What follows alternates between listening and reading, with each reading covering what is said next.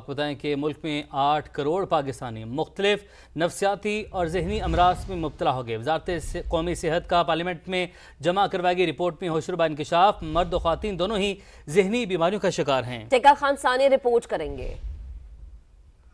महंगाई और बेरोजगारी से जन्म लेने वाली मुआशी मुश्किलात, ऊपर से जिम्मेदारियों का बोझ और मुआशरती नाहमवारियाँ, नतीजा खौफनाक रफ्तार से बढ़ती नफ्सियाती और जहनी बीमारियाँ। वजारत कौमी सेहत के तादाद-ओ-शुमार के मुताबिक इस वक्त मुल्क में जहनी और नफ्सियाती मरीजों की तादाद 8 करोड़ तक पहुँच चुकी है।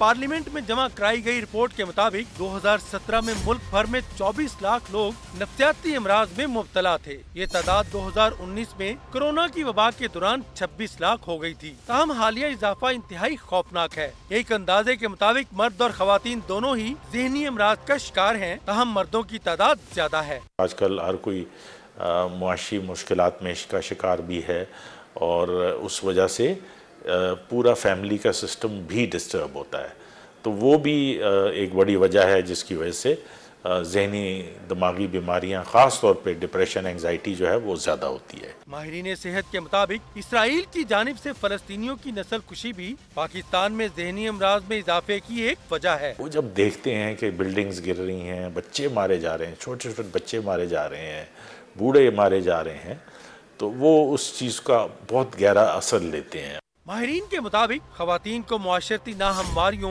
इम्तियाजी सलूक और कमजोर अकायद ने नफ्सियाती मरीज बना रखा है, तो दूसरी जानिब नौजवानों की कसीर तादाद रोजगार और कारोबारी मौके मुयस्सर न होने पर एहसास कमतरी और एहसास महरूमी का शिकार हो रहे हैं, जो बजाते खुद एक बड़ा नफ्सियाती मसला है। कैमरामैन अली रजा के साथ टिका खान सानी, समा, इस्लामाबाद। आगे बढ़ते हैं। मर्दों में खुदकुशी करके जिंदगी का खात्मा करने के रुझानात खवातीन के मुकाबले में ज्यादा होते हैं। ऐसा क्यों होता है, बताएंगे माहिर नफ्सियात डॉक्टर इकबाल आफरीदी। पाकिस्तान में जो स्टडी की गई उसमें ये देखा गया है कि तकरीबन 6% लोगों ने ये कहा कि पिछले 1 महीने में उनको खुदकुशी के ख्यालात आए हैं और तकरीबन 1% ने ये कहा कि उनने ज़िंदगी भर में कभी सुसाइड की कोशिश की, अटेम्प्ट किया है। तो लिहाजा ये देखा गया है कि जो है सुसाइड अगर 100 लोग सोचते हैं तकरीबन 20-25 उस पर अटैम्प्ट करते हैं और 1% उसमें वो खुदकुशी कर बैठते हैं।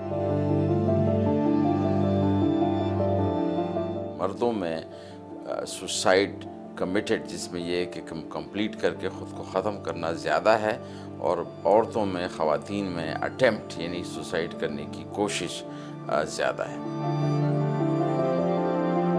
एक वजह यह है कि मर्द औरतें जो है सनफ़ नाजुक जो है वो ऐसे ख़तरनाक किस्म के तरीके नहीं अपनाती जिससे सुसाइड हो, जबकि उनके मुकाबले में मर्द जो है जो कि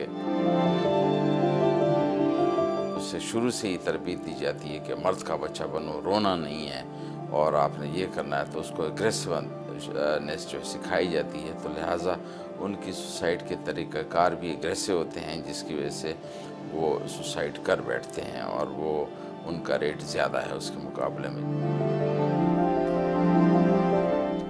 घरेलू मसाइल और बढ़ता मौशरती दबाव ख़वातीन को शदीद डिप्रेशन का शिकार करने लगा। एंग्जाइटी और पैनिक डिसऑर्डर ख़वातीन की ज़िंदगी को किस हद तक मुतासिर कर रहा है, इस रिपोर्ट में जानिए।